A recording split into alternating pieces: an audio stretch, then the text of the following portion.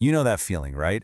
That little knot in your stomach when you pull into a gas station late at night and the lights are buzzing just a bit too loud? Well, today, we're going to go way beyond just a spooky story. We're going to dig into 3 real-life accounts and deconstruct them piece by piece to understand the anatomy of what makes these moments so truly terrifying. It's not just about what happened, it's about why it's so scary. All right, so here's how we're going to break it all down. First, we'll talk about the stage itself, that isolated setting. Then, we'll pull back the curtain on the predators, the ones hiding in plain sight. After that, we'll zero in on the tipping point, that split second when things go from weird to dangerous. We'll look at how these people survived and the scars that are left behind. And we'll wrap it all up with the final, chilling thought that kind of puts everything in perspective. So, first up, the environment. You have to understand the late-night gas station isn't just a backdrop here. Oh no, it's an active player in this game. It's the character that sets the perfect trap, creating all the vulnerability and suspense long before the real monster even shows up. This quote from one of our stories just nails it, doesn't it? It captures that core feeling perfectly. It's more than just being alone. It's that deep, almost primal feeling of being the only one. You're just this little island of light in a huge, dark ocean. And that feeling, that's the fertile ground where the fear starts to grow. And when you lay it all out like this, you start to see this terrifying recipe.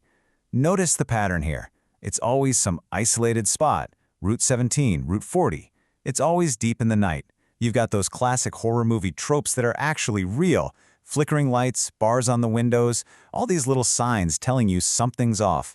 And right in the middle of it all, one person, alone, getting that unmistakable, skin-crawling feeling that they are being watched. Okay, so the stage is set. Now let's talk about the actors. Because what's truly deeply unsettling about these predators is that they don't walk in looking like monsters. They wear this mask of normal.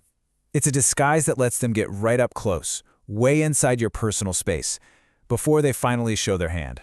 And this, right here, shows you that terrifying disconnect between what you see and what's really happening. A guy with a dreamy voice? He's a murderer who just buried his wife. An average and forgettable man? He's got a kidnapping kit ready to go in his car. The clean-cut, friendly neighbor? He targets and abducts single mothers. I mean, this is the real horror, isn't it? The monster looks just like you and me. And make no mistake, this isn't random. It's a specific tactic, and it has a name. Predatory grooming. They use totally mundane chit-chat, talking about the weather, asking for help with a clogged toilet, or complimenting someone to knock down your defenses. Every one of those seemingly normal questions is actually a test. It's all designed to build a false sense of trust and shuffle you into a spot where you can't get away. So this is the really critical part. How does it happen? How does that feeling of just being a little uneasy flip into a full-blown fight for your life? Sometimes it's a slow burn, and sometimes it happens in the blink of an eye. Let's look at the night shift story. This is a literal playbook. Step 1, observation.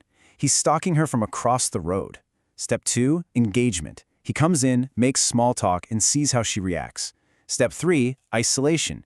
He uses that lie about the toilet to try and lure her to the back. And finally, step 4, assault. He grabs her. Each step is a deliberate move up the ladder, tightening his control. Now, compare that slow, methodical buildup to the father's story. This wasn't a slow burn. This was an explosion. In just 15 seconds, we go from a bad gut feeling to a life-or-death struggle. The little girl's desperate plea, seeing the injured woman, the confrontation, the knife comes out. It just shows you how fast that mask of normalcy can shatter when a predator's plan is interrupted. So, how did they get out of it? Let's look at how they survived. Because, getting away is one thing, but living with what happened? That's a whole other story. The terror doesn't just stop when the threat is gone. Survival in these moments looks completely different for each person. For the pharmaceutical rep, it was pure animal instinct, a scream and a desperate sprint to safety. For the clerk, it was just pure dumb luck, a trucker happening to walk in at that exact second. And for the grieving father, a man who felt he had nothing left to lose, it was a conscious decision to fight back, turning a gas pump into a weapon. So there it is, 3. 3 different stories, 3 different paths, but one outcome. 3 people who made it out alive. But that number also brings us to a much, much darker question. And that question just hits you right in the gut.